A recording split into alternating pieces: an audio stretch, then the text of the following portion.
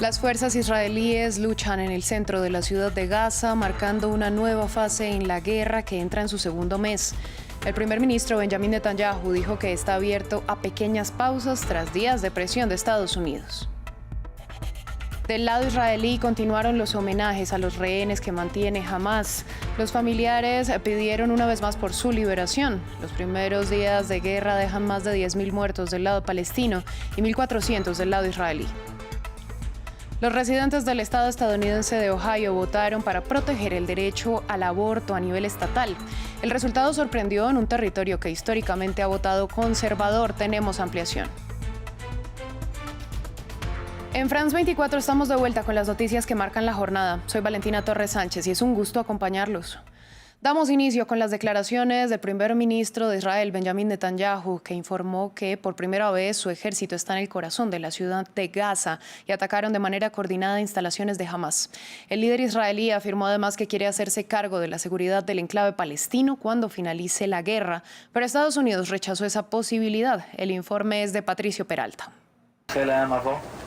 Tras un mes de la guerra, Israel llega al corazón de Gaza y avanza con su ofensiva sobre una Gaza casi destruida por el norte y el sur. En una acción coordinada entre fuerzas terrestres, aéreas y marítimas, las fuerzas de defensa israelí llegaron hasta lo profundo de la franja de Gaza.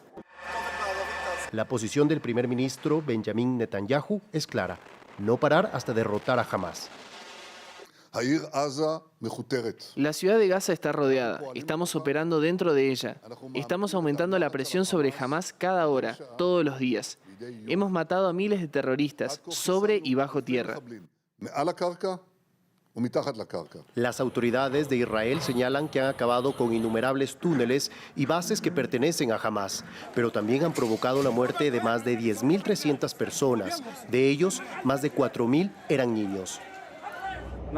Netanyahu también ha dicho que Israel asumirá la seguridad en Gaza de manera indefinida, una vez que termine la guerra, una postura que Estados Unidos rechazó. El presidente Biden mantiene la posición de que una reocupación por parte de las fuerzas israelíes no es lo correcto. Estamos teniendo conversaciones sobre cómo debería ser el ambiente postconflicto. Sin embargo, la Casa Blanca dejó en duda el papel de Hamás en el futuro. El brazo político del grupo islamista rechazó ser excluido del gobierno de la franja. Tras varios días de presión por un cese al fuego, Israel reiteró que continuará con su operación militar, pero dijo que analiza una posible pausa de 3 días. El martes continuaron los homenajes a los secuestrados que mantiene Hamás y a quienes murieron durante el ataque del grupo islamista el 7 de octubre. En Tel Aviv, cientos de personas realizaron una vigilia en la que pidieron la liberación de los rehenes. En Jerusalén también se llevaron a cabo homenajes. Esto cuando la guerra entró en su segundo mes, con 1.400 muertos del lado israelí y alrededor de 10.500 muertos y más de 1,5 millones de desplazados del lado palestino. A un mes del ataque de Hamás, Israel recuerda a sus víctimas. En tierra y hasta en el aire, los ciudadanos israelíes homenajearon a los civiles asesinados hace un mes. En la plaza de Tel Aviv, los habitantes hicieron un momento de silencio, mientras que las banderas se izaron a media asta. Los monumentos también se replicaron en países extranjeros, como en las playas de Copacabana en Río de Janeiro. Sobre la arena se ven las fotos de los niños israelíes que fueron víctimas del conflicto. Entendemos que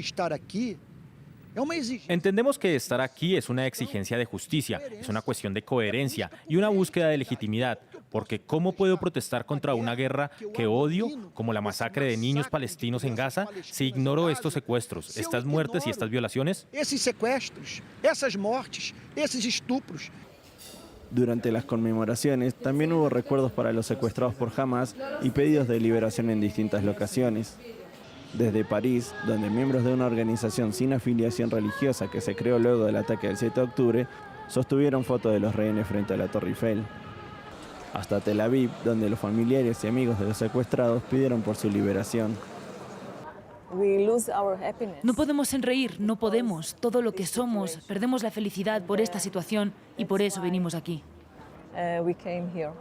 Cualquier forma, en mi opinión, es una buena manera de traerlos de regreso. El ataque de Hamas se cobró la vida de 1.400 personas, tomó más de 200 rehenes y provocó una reacción de Israel que ya acabó con miles de habitantes de la Franja de Gaza. En France 24 pudimos conversar con Marta Lorenzo, directora de la Agencia de la ONU para los Refugiados Palestinos, con la que hacemos un repaso a este primer mes de crisis humanitaria en Gaza. Joyce Muñoz con los detalles. Manos en alto, banderas blancas y órdenes de los militares israelíes. Son imágenes para la historia, tras el desplazamiento forzado de la población de la ciudad de Gaza, el día en el que se cumple el primer mes de guerra entre Israel y Hamas. 1,7 millones de personas han tenido que evacuar sus casas desde el 7 de octubre. Marta Lorenzo, directora de la Agencia de la ONU para los Refugiados Palestinos, alertó en France 24 sobre la situación humanitaria. Que ahora mismo las personas que están buscando protección y que están buscando ayuda humanitaria no saben realmente dónde ir. No hay ningún lugar seguro. Incluso aquellos que están bajo la bandera de Naciones Unidas no son seguros. Las organizaciones se quedan sin capacidad, pero también sin suministros, después del bloqueo total que ha impuesto Israel en la Franja de Gaza. Escuelas y almacenes y cualquier tipo de instalación de Agencia de Naciones Unidas que se han convertido en refugios para acoger a estas personas. No tenemos la capacidad para acoger más, eso por un lado, y luego los suministros que tenemos disponibles son muy pocos. El sistema público está colapsado, sin electricidad. Las panaderías han sido bombardeadas, también el agua. La Agencia de la ONU para los Refugiados Palestinos solo está logrando dar 3 litros por persona al día. Precisamente por esto, la organización demanda un cese el fuego y no una pausa humanitaria como pide Estados Unidos. Nosotros lo que estamos viendo en el terreno, y nos lo dicen nuestros compañeros, es una situación catastrófica, no solamente por los bombardeos que hemos estado viendo en el último mes, sino también por una catástrofe de salud pública. Entonces, esto no es una cosa que se pueda resolver haciendo una pausa. La ayuda humanitaria sigue entrando a cuentagotas, en un enclave del que los palestinos no pueden salir ni recibir los suministros básicos para la vida. Cambiamos de tema y vamos a Estados Unidos, donde el martes alrededor de una decena de estados celebró comicios. Entre ellos estaban 4 estados donde se realizaron consultas sobre el derecho al aborto y el estado de Ohio votó a favor de defender el acceso y consagrarlo en su constitución. A esta hora conectamos con Cristóbal Vázquez, corresponsal de France 24 en la capital estadounidense. Cristóbal, ¿qué implicación tiene este resultado?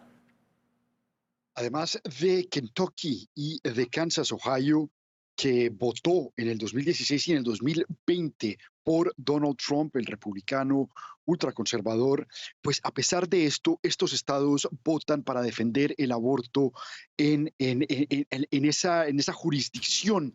Esto tendrá implicaciones bastante importantes de cara a las elecciones presidenciales del 2024 porque, entre otras cosas, dice que el tema del aborto será central en estas elecciones, como lo fue también en las elecciones pasadas de medio término, donde, a pesar de que las proyecciones decían que los republicanos iban a ganar por un margen bastante alto, los demócratas lograron contener esa amplia ventaja en la Cámara de Representantes. Además, es importante también resaltar que este voto en Ohio pues muestra el poder que tiene el voto femenino que también ha ido creciendo estadísticamente en este país y que no solamente eso, sino que reactiva a las mujeres para demostrar a través del voto en Ohio que sí tienen voz, que sí pueden hacer algo para revertir esta decisión que se tomó por parte de la Corte Suprema de Justicia, a menos a nivel estatal. El presidente